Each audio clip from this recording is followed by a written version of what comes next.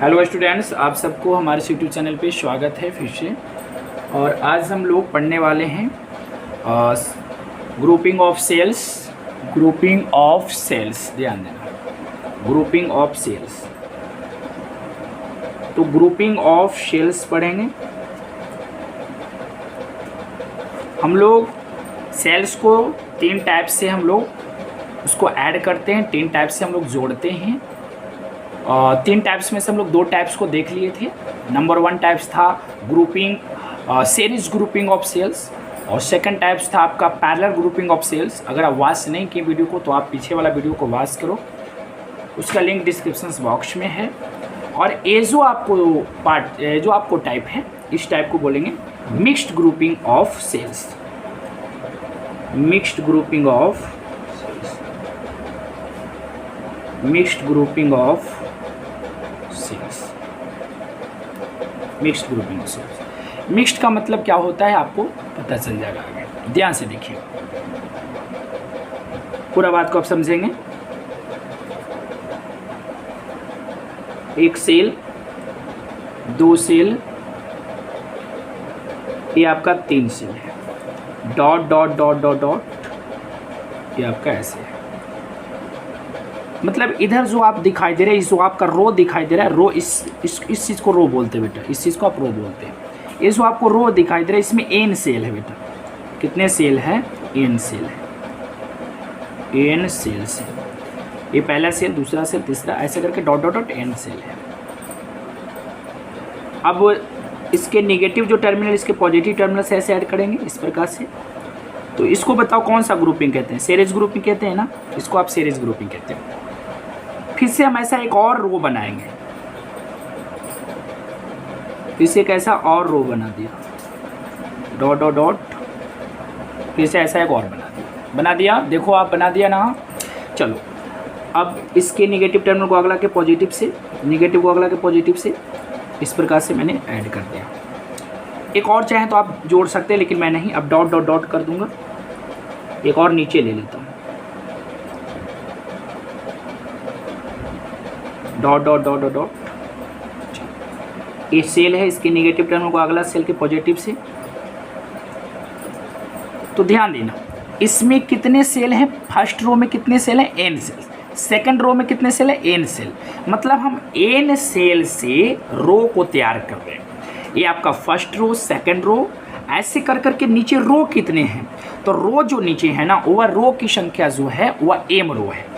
मान लेते हैं कि ऐसा जो मैंने रो बनाया वो 100 बनाया, 100 रो बनाया, इस प्रकार से ऐसा तैयार किया, आप उसको एम मान लो। नंबर ऑफ रो कितना, सॉरी, ऐसे इस प्रकार से नंबर ऑफ रो कितने हैं, इस प्रकार से ऐसे करके। तो नंबर ऑफ रो जो है मान लेते हैं कि एम है, हम आपको दिखाएंगे।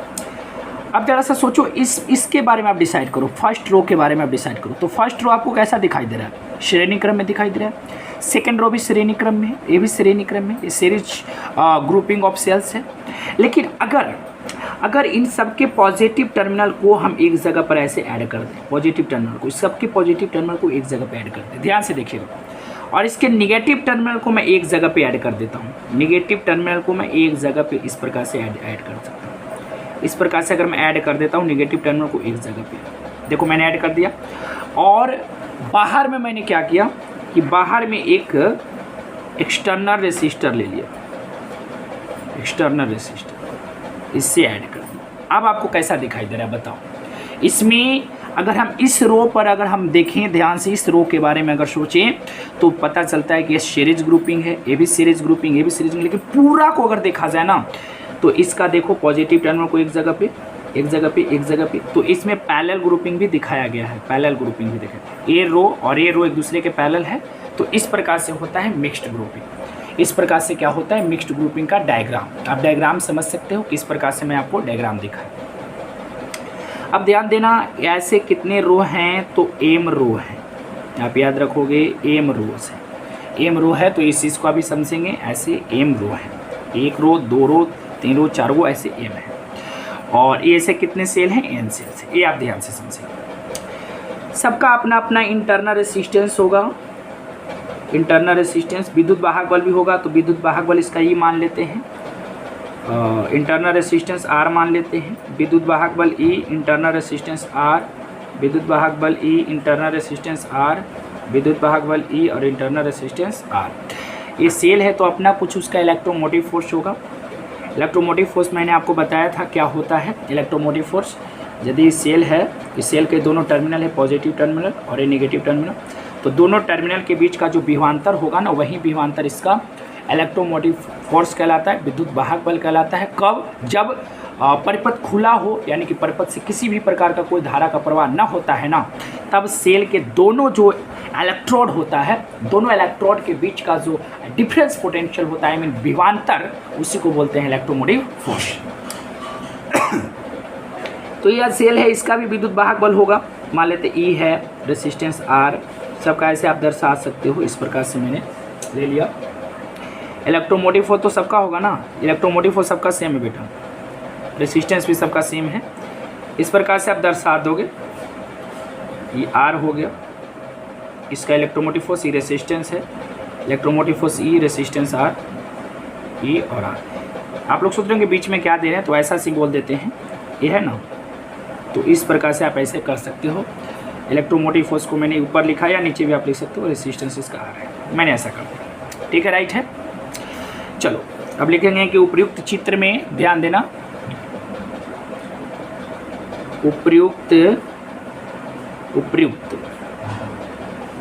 उपयुक्त चित्र में मिक्स्ड ग्रुपिंग ऑफ सेल्स को दिखाया गया है, ठीक है, दिखाया गया है, ध्यान देना। चलो एन सेल्स से कौन सेल से? एन सेल्स से रो बनाया गया है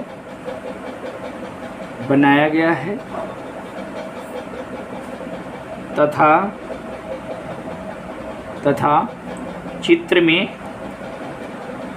चित्र में एम रो है,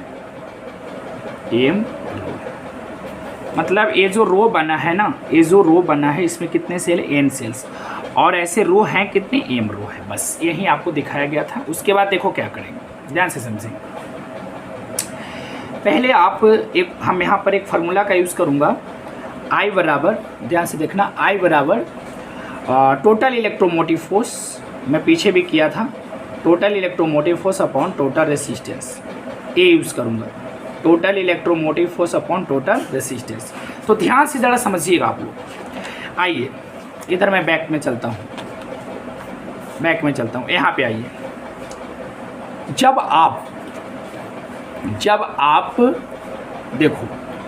आप सेल्स को श्रेणी क्रम में जोड़े थे, तो इनका विद्युत वाहक बल था, इनका ई था, इनका भी ई था, तो टोटल इलेक्ट्रोमोटिव फोर्स मैंने कितना लिया था? एन ई।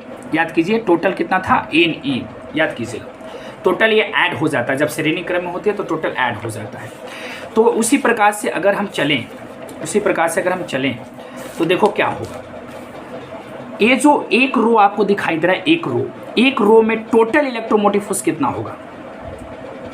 वन रो में टोटल इलेक्ट्रोमोटिव फोर्स आपका कितना हो जाएगा? बोलो। ई ऐसे करके कोई है आपका एन ई हो गया। इसका भी कितना हो जाएगा? N E, total electromotive force. इस रो में भी टोटल इलेक्ट्रोमोटिव फोर्स कितना बोले जाएगा? तो एन ई। अच्छा, वन रो में रेसिस्टेंस कितना निकालोगे? वन रो में, पहला रो में या कोई एक रो में ले लो, आप रेसिस्टेंस निकाल के देखो, तो रेसिस्टेंस कितना होगा बताओ। ये सब रेसिस्टेंस को जोड़ो, आर इस सब को जोड़ो, तो ये सब तो आर श्रेणी क्रम में है ना, तो श्रेणी क्रम में जोड़ने का फॉर्मूला होता है आर एस बराबर R1 plus R2 plus R3 plus R4 dot R N. तो जब ये सब आर ऐड होगा ना, तो हमें लगता है कि आर प्लस के आर हो जाएगा एन आर हो जाएगा। तो हम कह सकते हैं कि जो कोई भी रो की बात हो, कोई एक रो की बात अगर मैं करूँ, तो कोई एक रो में total electromotive force N E हो जाएगा, सब ऐड हो जाएगा। इसमें भी एन ई हो जाएगा, इसमें भी एन ई हो जाएगा। टोटल रेसिस्टेंस कितना हो जाएगा आपका? देख सकते हैं टोटल रेसिस्टेंस कितना हो जाएगा बताइए? एन आर हो जाएगा टोटल रेसिस्टेंस, राइट। लेकिन यार जरा सा समझो, ये तो इसकी बातें हुई, इसको मैंने टोटल इलेक्ट्रोमोटिव फोर्स ऐड करते, इसमें भी ऐड करते, इसमें भी ऐड करते, लेकिन फिर क्या है?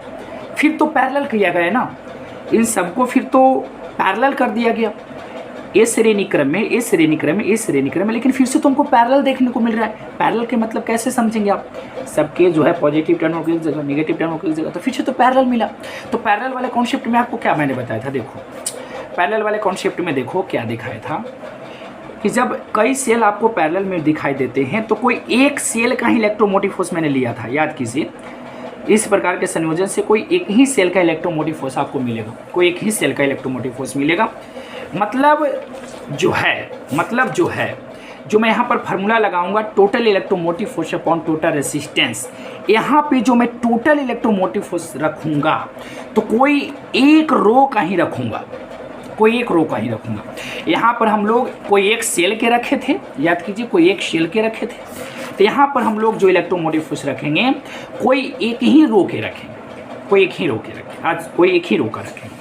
तो टोटल इलेक्ट्रोमोटिव फोर्स तो मेरे को मिल गया, ए नहीं मिल गया, ए नहीं रख देंगे, लेकिन रेसिस्टेंस टोटल निकालो। टोटल रेसिस्टेंस कितना हो जाएगा बताओ, अब रेसिस्टेंस निकालेंगे, बताओ इसका रेसिस्टेंस कितना है, ए नार, इसका कितना है, ए नार, इसका कितना है, ए नार। यार ऐसा सोचो ना कि इन सब सेल जो है ना, सब सेल के जो रेसिस्टेंस है ऐड कर दिया गया, ऐड करने के बाद जो है, ऐड करने के बाद एक नया रेसिस्टेंस मिला, नया रेसिस्टर मिला, उसका प्रतिरोध कितना है, ए नार, फिर इसको भी ऐड करके उसका भी ए नार, फिर इसको भी ऐड करके ए नार। तो अब तो ये सब समांतर क्रम में हो गया ना। तो अब हम लोग क्या करेंगे, ध्यान से देखना, अब देखो क्या करेंगे, हम लोग रेसिस्टेंस निकालेंगे, टोटल रेसिस्टेंस और टोटल रेसिस्टेंस इन ग्रुपिंग में भी बात कर रहा हूँ, ग्रुपिंग के लिए मैं बात कर रहा हूँ, इस ग्रुपिंग की मैं बात कर रहा हूँ। तो 1/RP बराबर 1/R1 प्लस 1/R2, R1 ही करे काम करेगा, ये वाला R1 का काम, ये वाला R2, ये वाला R3। तो R1 का मान कितना है, ए नार, इसका ए नार है, मतलब टोटल को ऐड करके ए को मैंने दिखाया है ए नार, प्लस इसका भी कितना है, ए नार, सब ए नार के गो है बताओ, एम तक है ना, एम तक है। तो 1/RP बराबर क्या हो जाएगा, ए नार एलसीएम हो जाएगा, तो ऊपर 1 + 1 + 1 के गो 1 एम गो। तो आरपी बराबर कितना निकल जाएगा, उलट दोगे तो ए नार बटा एम। लॉजिक लगाना, बस दिमाग लगाना, आप लोग हो जाएगा, इतना हो गया। अब हम लोग चलेंगे फ्रॉम फार्मूला कहता है आई बराबर टोटल इलेक्ट्रोमोटिव फोर्स बटा टोटल रेसिस्टेंस देखो क्या होगा, टोटल इलेक्ट्रोमोटिव फोर्स जो है कोई एक रो वाला आपको काम करेगा यहाँ पे। तो यहाँ पर हम एक रो वाला ले लिए, एनी बटा टोटल रेसिस्टेंस का मतलब हो गया internal resistance plus external resistance. तो एक्सटर्नल रेसिस्टेंस हम आर मान लेते हैं, और इंटरनल रेसिस्टेंस टोटल कितना है बेटा, एन आर बटा एम, एक्सटर्नल है आर। इसको मैंने ऐड कर दिया, यहाँ पे एलसीएम ले सकते हो। तो एम ऊपर भाग जाएगा, तो एम एन ई और एन आर प्लस आर, ये आपको व्यंजक फॉर्मूला जो है प्रूव होता है। अब यहाँ से भी केसेस चलती है, केसेस क्या चलता है ध्यान से देखना, केसेस यहाँ से क्या चलता है। हम लोग यहाँ पर थोड़ा सा मिस्टेक कर रहे हैं, एम आर होगा, एम एल सी होगा तो एम आर होगा। अब ज़रा सा सोचो आई मैक्सिमम कब होगा, ज़रा सोच के देखो आई मैक्सिमम कब होगा। आई का मान मैक्सिमम के लिए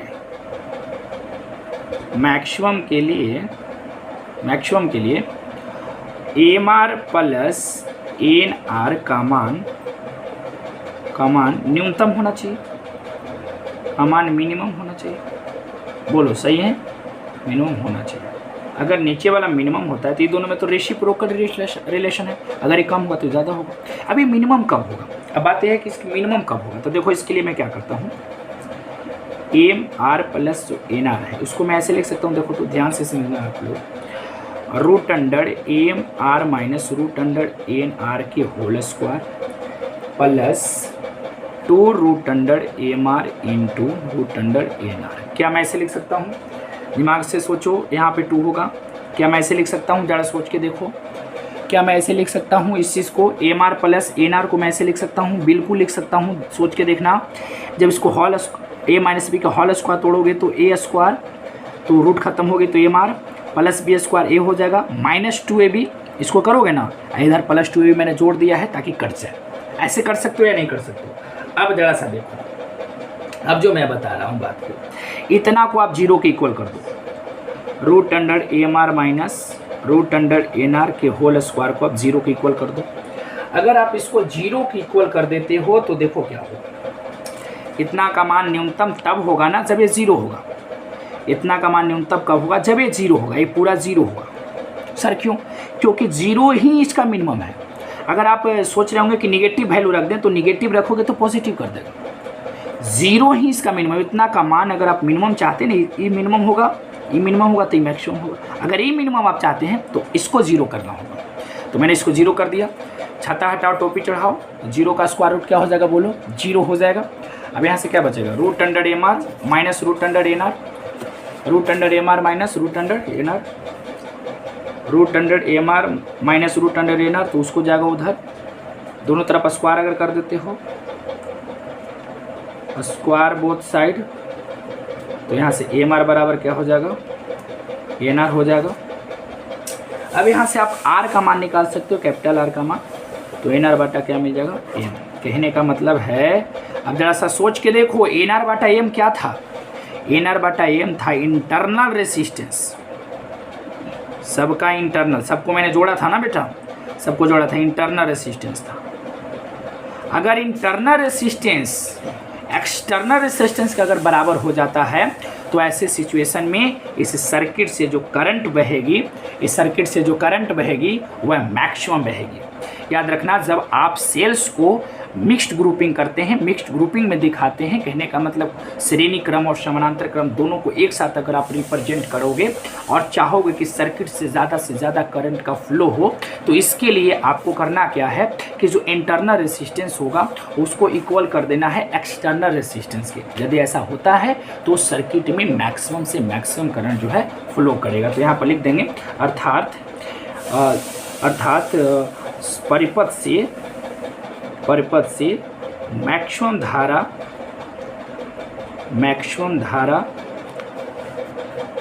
धारा को प्रवाहित करने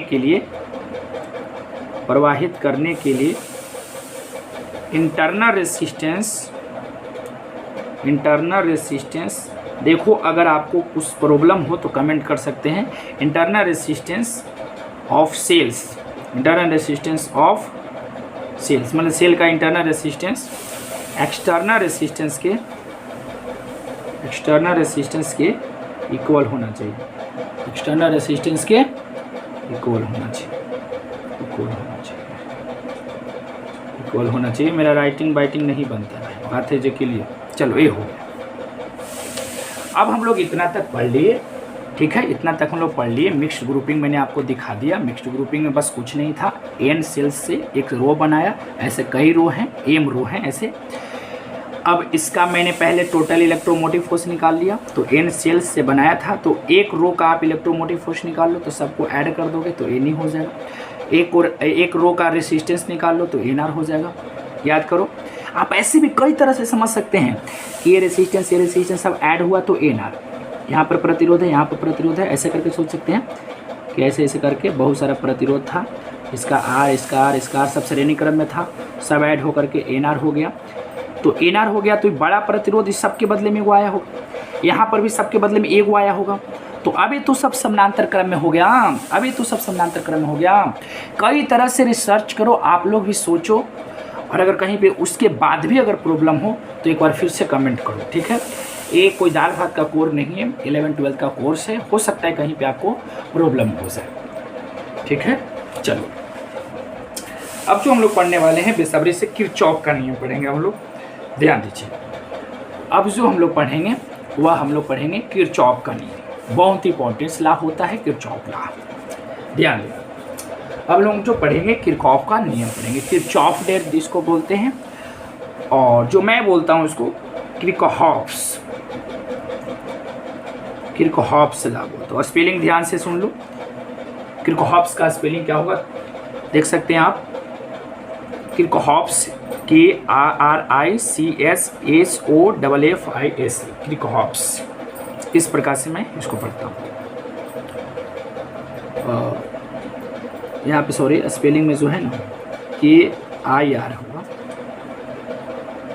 किरचॉफ्स ऐसा होगा, किरचॉफ्स लॉ ये हो गया आपका।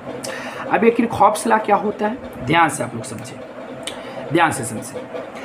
कहता है कि यदि इलेक्ट्रिक सर्किट सिंपल हो, ध्यान से समझिए, इलेक्ट्रिक सर्किट यदि सिंपल हो, कोई बड़ा बात नहीं, ऐसा हो, एक सेल लगा दिया, इस प्रकार से ले लिया सेल, यहाँ पर आपको कुंजी लगा दिया, यहाँ पे एक बल्ब चाहे तो लगा देते हैं और यहाँ से करंट निकलेगा।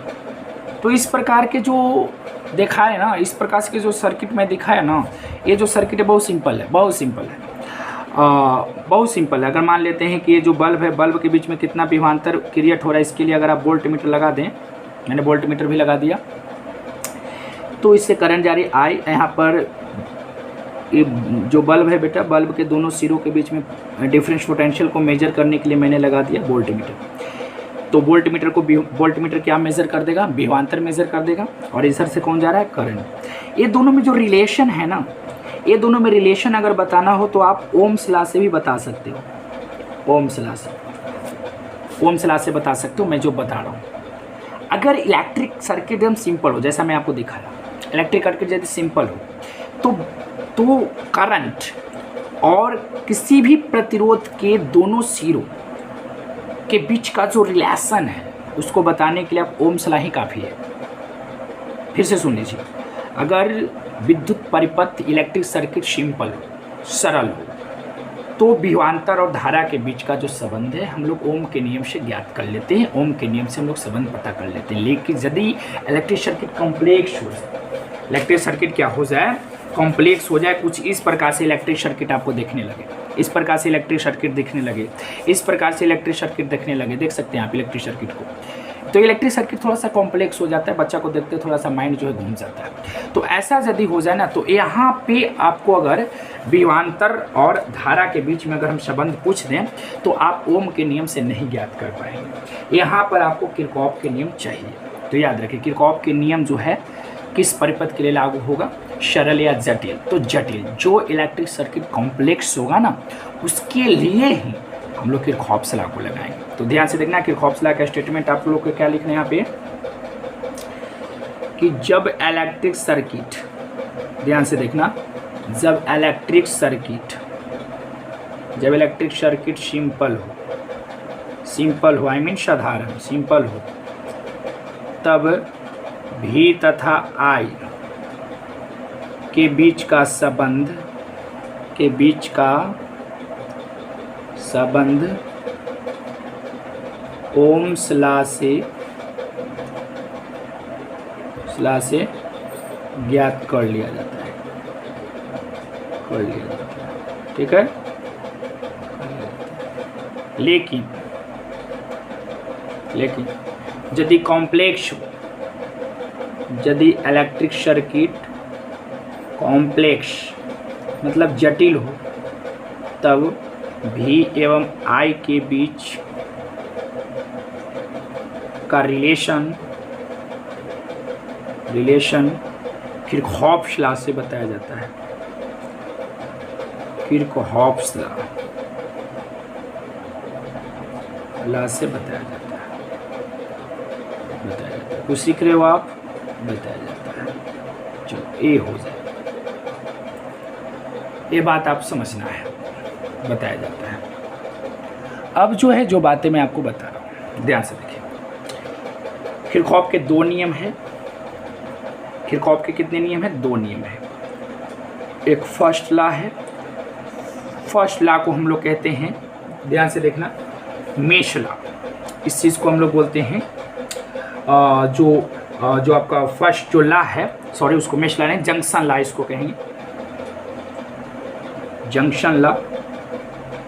फर्स्ट लॉ को हम लोग जंक्शन लॉ कहते हैं, संधि नियम। याद रखना, संधि नियम। किरचॉफ के कितने नियम? दो नियम। तो जो फर्स्ट लॉ है, उस फर्स्ट लॉ को आप क्या कहोगे, बोलो। फर्स्ट लॉ को जंक्शन लॉ भी कहते हैं, हिंदी में संधि नियम। ऐसा क्यों? ऐसा क्यों? ध्यान से समझना, ऐसा क्यों कहा जाता है, पूरा बात आपको हम बताते हैं। इस प्रकार से हम जाल बिछा रहे हैं, इस प्रकार से मैंने जाल बिछा दिया। ध्यान से आप लोग समझेंगे, इस प्रकार से मैंने क्या बिछा दिया, जाल। समझेंगे, फर्स्ट लॉ को समझेंगे। इस प्रकार से मैंने जाल बिछा दिया। किस चीज़ का जाल है बिछा है, कंडक्टर का। इधर से कंडक्टर बिछा हुआ है, कोई चालक है, इधर से भी कंडक्टर है, सब कंडक्टर बिछा हुआ है बेटा, कंडक्टर सब है। इधर से करंट जा रही है I1, इधर से आउट हो रही है, इधर से आ रही है करंट I3, I4, आउट हो गया I5। तो जरा सोचो, ये सब चालकों का इसी बिंदु पर जो है जंक्शन हो रही है, संधि हो रही है। संधि का मतलब सभी एक बिंदु पर मिल रही है, एक ही पॉइंट पर आकर के सब मिल रही है। ध्यान से देखना, सभी कंडक्टर यहीं पर जुड़ा हुआ है, सब कंडक्टर का इस पॉइंट पर ही संधि हो रही है, जंक्शन हो रही है। तो हम कह सकते हैं कि इस फर्स्ट लॉ का जो शब्दनेम है, उपनेम, उसको आप बोल सकते हैं जंक्शन लॉ। जंक्शन लॉ क्यों बोल सकते हैं, फिगर आप देख सकते हैं। सवाल यह है कि फर्स्ट लॉ कहता क्या है, फर्स्ट लॉ कहता क्या, इसका स्टेटमेंट क्या है। तो ये कहता है कि चालकों के किसी जाल में, ये चालक के जाल है, चालकों के किसी जाल में किसी बिंदु पर मिलने वाली कुल धाराओं का जो योग होता है, मिलने वाली कुल धाराओं का बीजीय योग।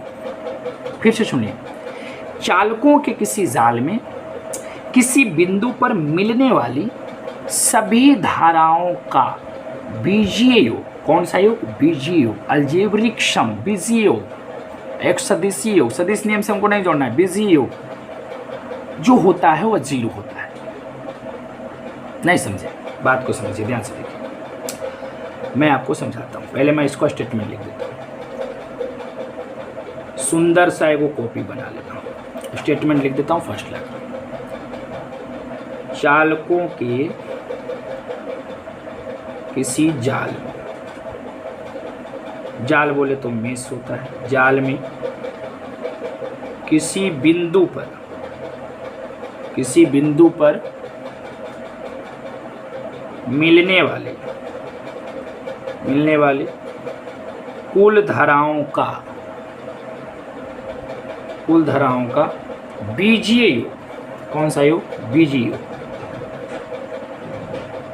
योग, अलजेब्रिक सम 0 होता है। आप ये डिफिनेशन याद कर लेंगे, क्योंकि इस डिफिनेशन से ऑब्जेक्टिव भी आता है। पूछता है कि चालकों के किसी जाल में किसी बिंदु पर मिलने वाली सभी धाराओं का बीजीय योग होता है। Option number A 1, option number B 2, C 0, D none. तो आपको 0 में ही आपको टेक ऑफ करना है, राइट, ए हो जाती है। कहने का मतलब है, ध्यान से समझेंगे, अर्थात इस चित्र से हम चलते हैं बेटा, मतलब समझ जाओगे। अगर ध्यान से देखा जाए ना यार, तो इस पॉइंट पर कुछ करंट आ रही है। देखो ये करंट जा रही है, I1 जा रही है, I2 वापस यहाँ से जा रही है। तो I1 को इनकमिंग करंट कहेंगे, इनकमिंग आने वाला, इसको आउटगोइंग कहेंगे, जाने वाला। ये भी इनकमिंग है, इस भी इनकमिंग है, ये आउटगोइंग हो गया। कुछ समझ रहे बात को जी। होता यूँ है ना कि अगर आप इनकमिंग करंट जो है, इनकमिंग मतलब जो आने वाला करंट है, इनकमिंग करंट के लिए अगर साइन आप प्लस यूज करते हैं, तो आउटगोइंग जो हो रहा है उसके आगे जो है आपको माइनस लगाना पड़ेगा। बीजीओ का मतलब समझिए, बीजीओ का मतलब समझिए। अगर आप इनकमिंग करंट के पहले प्लस का साइन लगा रहे हैं, तो आउटगोइंग करंट के पहले माइनस का साइन लगाएंगे। अगर आप आउटगोइंग करंट के आगे पहले प्लस लगा रहे हो, तो इनकमिंग के आगे माइनस लगाना होगा। इसमें कोई अच्छी नहीं। देखो समझो बात, हम क्या कर रहे हैं, इनकमिंग करंट के आगे प्लस लगाएंगे। जैसे I1 इनकमिंग है, तो I1 के आगे मैंने प्लस लगा दिया, कुछ नहीं तो प्लस है, कुछ नहीं तो क्या है, प्लस है। अब यहाँ I2 की बात करते हैं, तो I2 के आगे तो हम माइनस लगाएंगे, माइनस ये बता रहा है। देखो मैं यहाँ पर लिखना पड़ता है आपको कि इनकमिंग करंट का साइन प्लस लेने पर तथा आउटगोइंग करंट का साइन माइनस लेने पर। तो देखो I1 इनकमिंग था, जा रहा है बेटा, तो इसको मैं साइन प्लस में लिया हूँ। I2 यहाँ से आउटगोइंग, इसलिए माइनस में लिया हूँ। फिर से देखो I3 पर विचार करो, तो I3 भी इनकमिंग है, तो प्लस में, कुछ नहीं तो प्लस में है। I4 की बात करें तो भी इनकमिंग है, तो प्लस में लेते हैं। I5 क्या है, तो आउटगोइंग है, इसको माइनस में लेते हैं। सबका योग, सबको अब योग मतलब सबको जोड़ दो, सबको इस प्रकार जोड़ दो। जोड़ कितना होता है, 0। बात समझिए, बात समझिए, फिर से समझिए। अगर आप आने वाला करंट को यहाँ पर जो आ रही है उसका साइन प्लस में लिया, यहाँ से जो जा रहा है उसका साइन माइनस में लिया, उसके बाद सबको जोड़ देना है। योग कितना होगा, 0। इसी को बोलते हैं बीजीय योग। अगर इसको हम ऐसे लिख दें बेटा, तो I1, ध्यान से समझना, I1 plus minus minus I2 plus I3 plus I4 minus I5 बराबर 0। माइनस वाला को डाल के उधर फेंक देते हैं, तो I1 plus I3 plus I4 बराबर क्या हो जाएगा, I2 प्लस क्या हो जाएगा, I5। तो हमको तो लगता है यार कि ये सब कौन सा करंट है, बोलो आप ही लोग बोलो, कौन सा, इनकमिंग या आउटगोइंग? तो इनकमिंग है। तो हम कह सकते हैं कि इनकमिंग करंट का जो सम है, इनकमिंग करंट का जो सम है वो आउटगोइंग करंट के सम के बराबर होता है। ये जो इनका नियम है ना, स्टेटमेंट, इसको आप ऐसे भी लिख सकते हैं कि sum of incoming current, sum of incoming current are equal to sum of outgoing current, ऐसे आप लिख सकते हैं। और स्टेटमेंट को लिख सकते हैं फर्स्ट ला के स्टेटमेंट को, कि जो आने वाला करंट का जो योग होता है वो बराबर होता है जाने वाले करंट का योग के। जैसे एक एग्जाम्पल और करते हैं, एक एग्जाम्पल मैं और करता हूँ, ध्यान से देखिए। यहाँ पर पॉइंट पी ले लिया, ध्यान से देखिएगा। मैंने ले लिया इस प्रकार से पॉइंट। अब यहाँ से I1 ले लिया, यहाँ से I2 ले लिया, ध्यान से देखिएगा, I2 ले लिया, I3 ले लिया, देख रहे हैं आप। चलो ये I4 ले लिया और ये मैं I5 ले लेता हूँ। चलो मैं अब यहाँ पर आप फर्स्ट ला लगाओ, यहाँ पर फर्स्ट ला ही लगेगा, क्योंकि यहाँ पर देख रहे हैं कि चालकों का किसी पॉइंट पर जंक्शन हो रही, किसी पॉइंट पर जो है मिल रहा है सभी चालक आकर के, तो यहाँ पर जंक्शन ला ही लगेगा। चलो लगाओ। तो यहाँ पर लिखना पड़ेगा कि इनकमिंग करंट का जो साइन है, इनकमिंग करंट का साइन हम पॉजिटिव ले रहे हैं, आउटगोइंग करंट का जो साइन है, आउटगोइंग करंट का जो साइन है वो हम नेगेटिव ले रहे हैं, वो समझ जाएंगे। चलो, तो इनकमिंग कौन कौन है, I1 इनकमिंग है तो उसको आगे प्लस में ले लेता हूँ, ध्यान से देखना,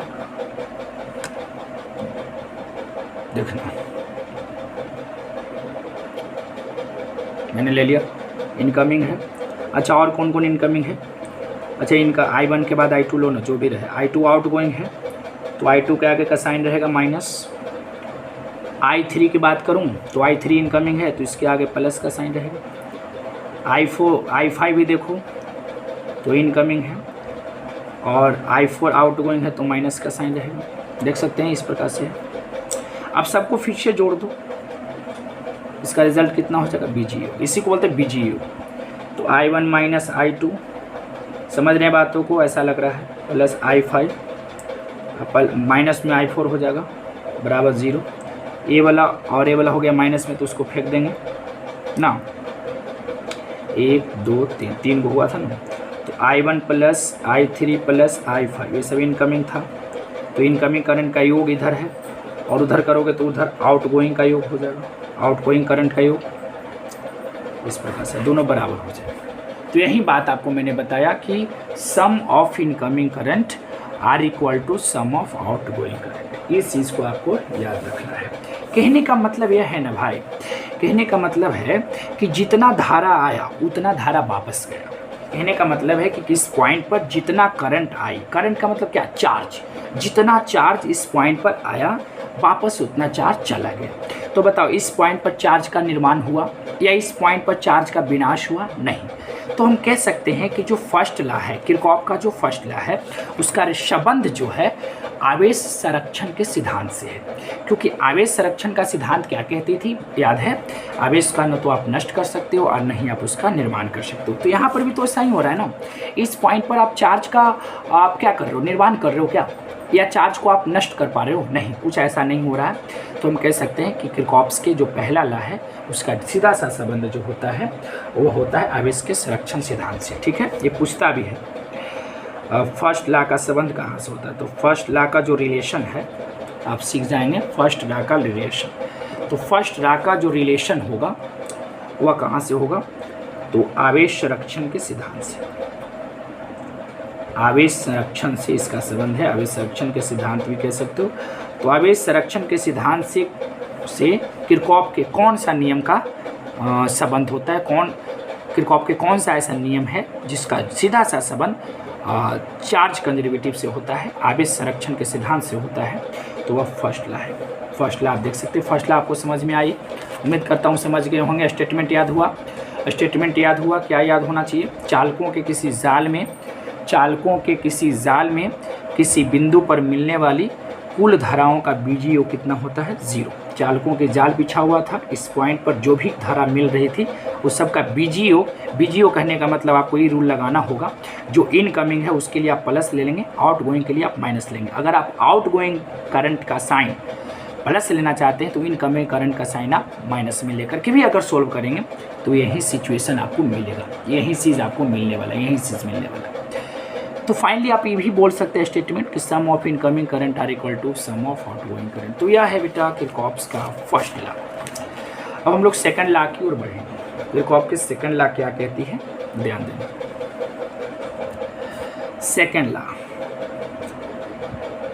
सेकंड लॉ जो होता है किरचॉफ का, उसको कहते हैं close mesh law. Close mesh law, बंद पाश नियम, बंद पास नियम, क्लोज मेश लॉ इसको कहा जाता है। क्लोज मेश लॉ दूसरा नियम, क्लोज मेश लॉ। क्यों? क्योंकि जानते हैं ये जो नियम होता है ना किरचॉफ के, जो दूसरा का जो नियम होता है वो जो लगता है जिस इलेक्ट्रिक सर्किट पर, वो इलेक्ट्रिक सर्किट बिल्कुल क्लोज होता है। देखिए इस पर लगेगा, ये जो आपको दिखाई दे रहा है एग्जाम्पल नंबर 1 है, तो इस इलेक्ट्रिक सर्किट को आप देख सकते हैं, इलेक्ट्रिक सर्किट पूर्णतः क्लोज है, जिसको बोलें क्लोज। ये जो सेकंड लॉ को मैंने क्लोज मेश लॉ क्यों बोला? क्लोज मेश लॉ क्यों बोला? सेकंड लॉ को मैंने क्लोज मेश लॉ क्यों बोला? क्योंकि लगता ही ससुरा क्लोज इलेक्ट्रिक सर्किट पर है। देखो इस प्रकार के सर, इस प्रकार के लगेगा, यहाँ पर भी लगेगा, देख सकते हैं आप, और यहाँ पर भी लगेगा। ध्यान से समझिए, इस पर लगेगा आपको, तो समझेंगे कि ये सेकंड लॉ का स्टेटमेंट क्या होता है। यहाँ पर जो है, यहाँ पे आपको लगेगा सेकंड लॉ ऑफ किरचॉफ का सेकंड लॉ लगेगा। तो ध्यान से समझिएगा सेकंड लॉ क्या कहती है। स्टेटमेंट समझेंगे आप, पहले स्टेटमेंट समझेंगे। तो स्टेटमेंट मैं यहीं से क्लियर कर देता हूँ, ध्यान से देखिए।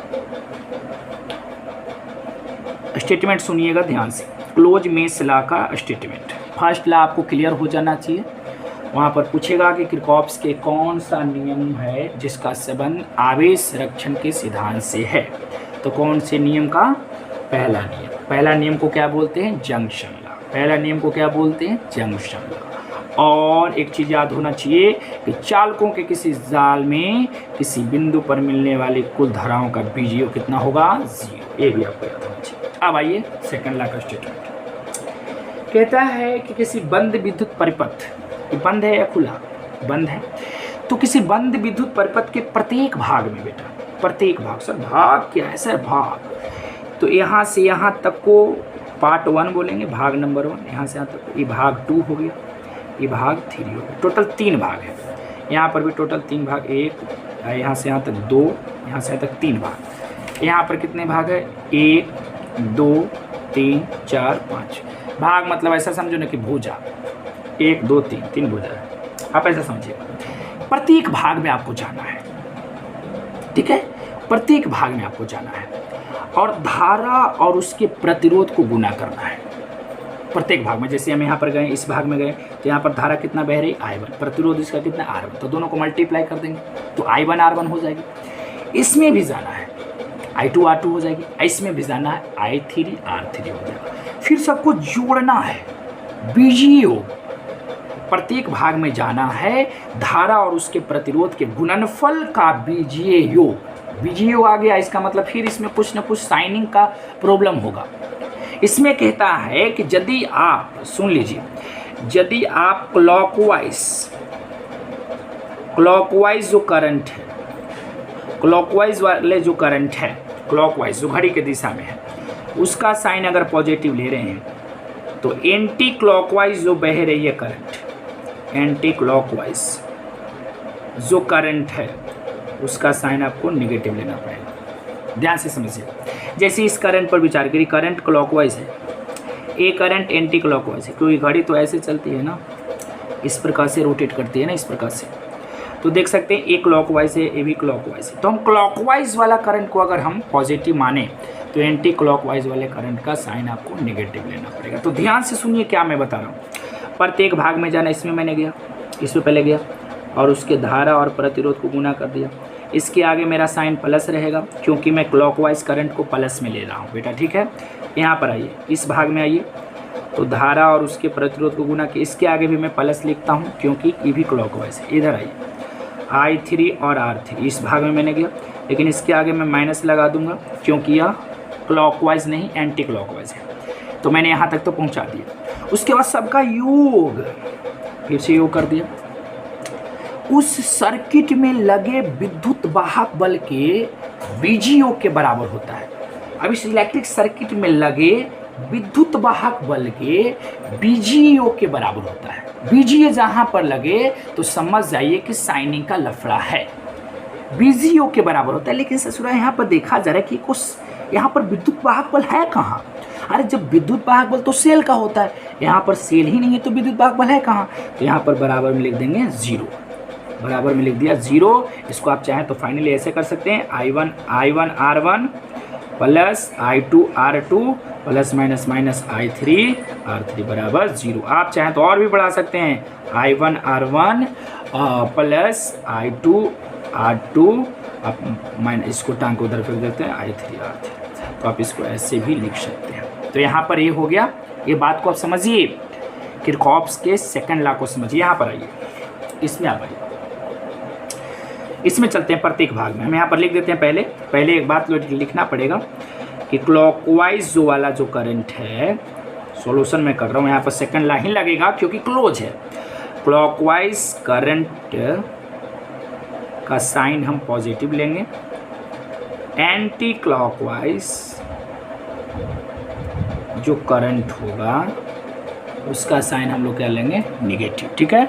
चलिए आइए प्रत्येक भाग में, चलिए बेटा प्रत्येक भाग में। इस भाग में मैंने गया, धारा और प्रतिरोध का गुना किया। अब बताओ इसके आगे साइन प्लस की माइनस, प्लस की माइनस प्लस। फिर इस भाग में आइए, धारा I2 है, उसका प्रतिरोध कितना है R2, प्लस की माइनस सर प्लस।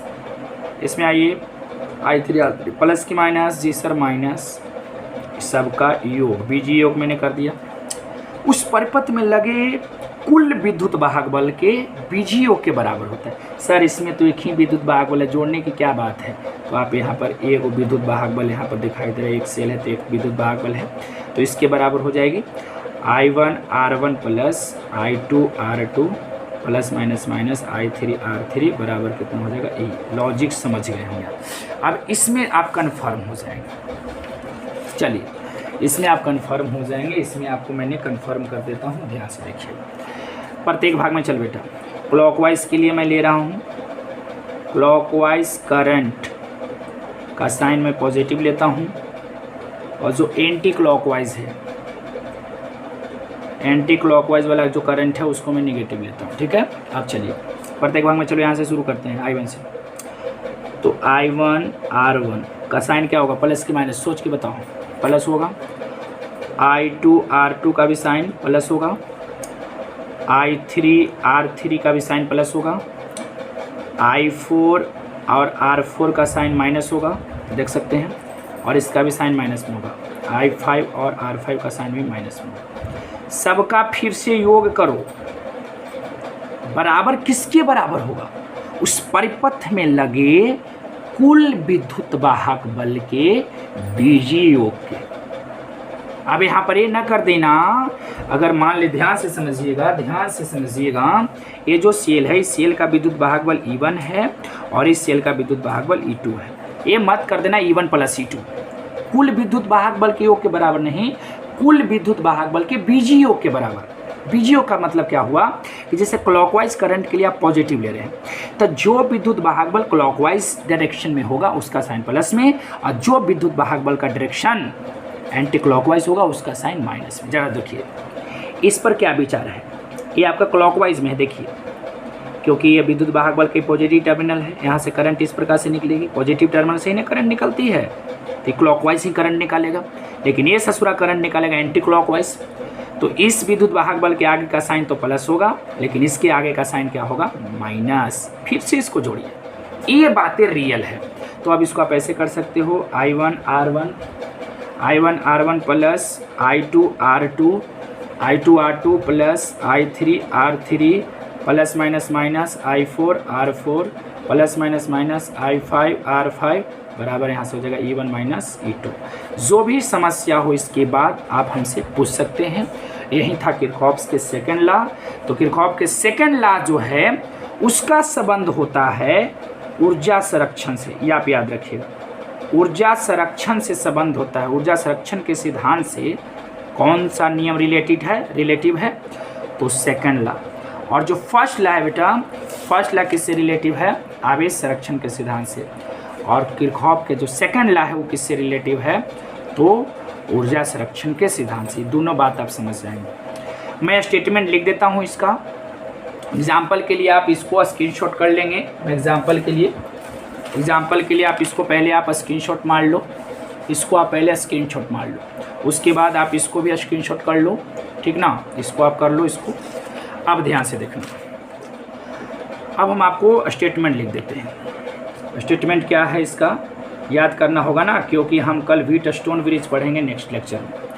चलो अब स्टेटमेंट क्या है, किसी बंद विद्युत परिपथ में, किसी बंद विद्युत परिपथ के प्रत्येक भाग में धारा एवं उसके प्रतिरोध का गुणनफल का बीजीय योग उस परिपथ में लगे कुल विद्युत वाहक बल के बीजीय योग के बराबर होता है। बीजीय जरूर लगाइएगा, अलजेब्रिक सम के बराबर होता है। अर्थात अगर मैं आपको बता दूं कि धारा और प्रतिरोध को गुना करेंगे फिर उसको जोड़ेंगे, वह किसके बराबर होगा, तो कुल विद्युत वाहक बल के।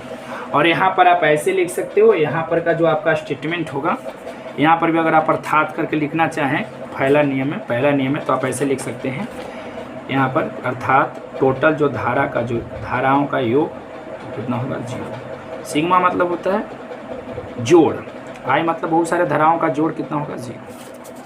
तो ये आप कर सकते हैं। ये लेक्चर में मैंने इतना ही तक काम किया, लेक्चर थोड़ा सा लंबा हो गया है। अगर यहाँ तक आप वॉच किए हैं तो बिल्कुल आपको समझ में आया होगा। चलो आज के लेक्चर यहीं तक।